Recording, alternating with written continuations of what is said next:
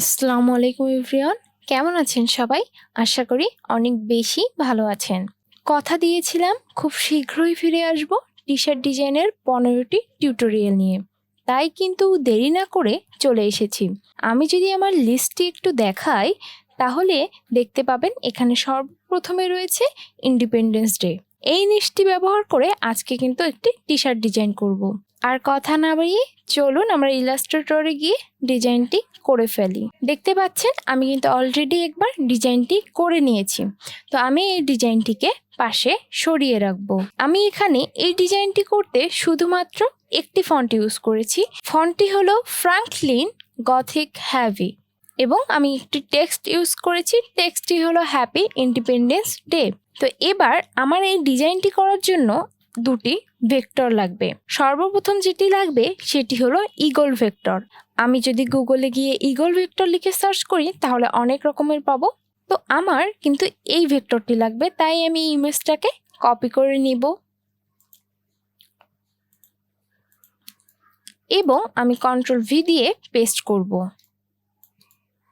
Paste করার পর আমি এখন ইমেজ ট্রেসের অপশন থেকে স্কেচেস আর্টে যাব। আমি এখন এটিকে সামান্য একটু বড় করলাম। এরপর আমাকে যেটা করতে হবে, আমার লাগবে একটি ইউএসএ ফ্ল্যাগ। তো ফ্ল্যাগটি নেওয়ার জন্য আমি ইউএসএ ফ্ল্যাগ লিখে সার্চ করলে অনেক ধরনের পাবো। আমি কিন্তু এটি নিব। এটিকে আমি এখন কপি করে নিলাম। এখন আমি কপি করা ইমেজটিকে Ctrl+V দিয়ে পেস্ট করলাম। পেস্ট করার পর আমি এটিকে ব্যাকে পাঠিয়ে দিব। ব্যাকে পাঠানোর পর আমি এখন এই ফ্ল্যাগটিকে সামান্য একটু ছোট করব।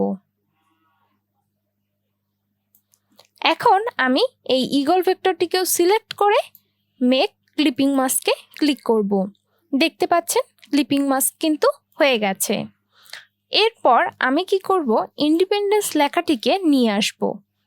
অবশ্যই আমি একটু ছোট করে দেব। এখন আমি কিন্তু ইন্ডিপেন্ডেন্স লেখাটিকে ওয়ার্প করব। ওয়ার্প করার জন্য আমাকে এটিকে সিলেক্ট করে এখানে মেক এনভেলপে ক্লিক করতে হবে।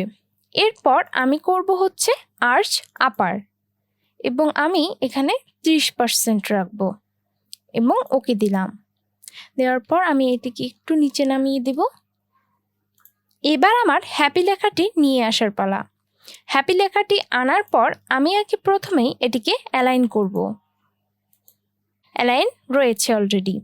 এবার আমি এটিকে আবারও ওয়ার্প করব, কিন্তু এবার কিন্তু আর আর্চ আপার করব না, এবার রাখবো আমি আর্চে এবং আমি এটিকে 20%-এ রেখে দিলাম। আর আমি এখন এটিকে নিচে নামিয়ে দেব। এখন এই ডে লেখাটিকেও আমি নিয়ে আসলাম। ডে লেখাটিকে আমি একটু অ্যালাইন করে নিব। করার পর আমি জাস্ট এটিকে একটু উপরে উঠিয়ে এবং এটিকে একটু ডে লেখাটিকে একটু বড় করে দিব। এখন আমার কাজ হবে এই যে টেক্সটগুলো ইউজ করেছি এগুলোকে সবগুলোকে ধরে আমি এক্সপান্ড করে দেব। বায়ারকে কাজ জমা দেওয়ার আগে আমাদের অবশ্যই টেক্সটগুলোকে এক্সপান্ড করে নিতে হবে। এবার আমি হ্যাপি লেখাটির কালার দিব রেড।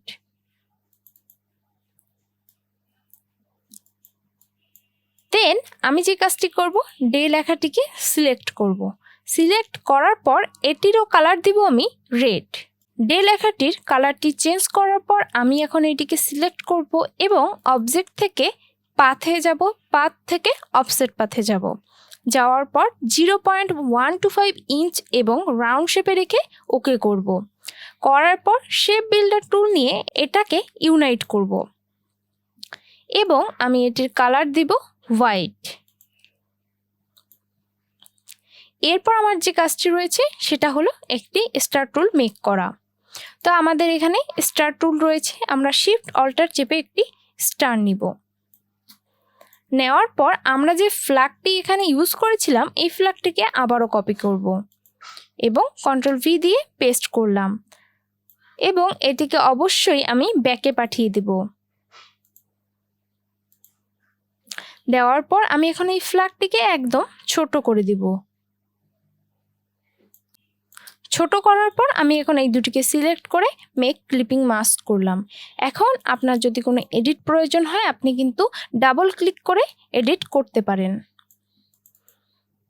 এই যে আমার শেপটা কিন্তু চলে এসেছে এবং আমি এখন এটিকে ছোট করে হ্যাপি এর পাশে ইউজ করতে চাচ্ছি। ডিজাইনটি সিম্পল হলেও এই ধরনের টি শার্ট ডিজাইনই কিন্তু আপনি বেশি সেল করতে পারবেন। আর আপনাকে মাথায় রাখতে হবে ইন্ডিপেন্ডেন্স ডে ইউএসএতে ঠিক কখন।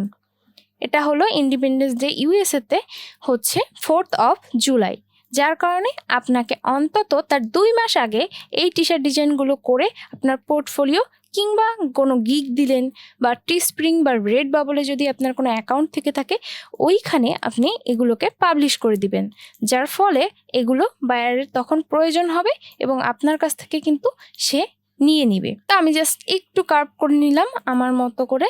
এখন দেখতেই পাচ্ছেন আমার ডিজাইনটি শেষ। এখন আমি জাস্ট সবগুলোর অ্যালাইন ঠিক করব।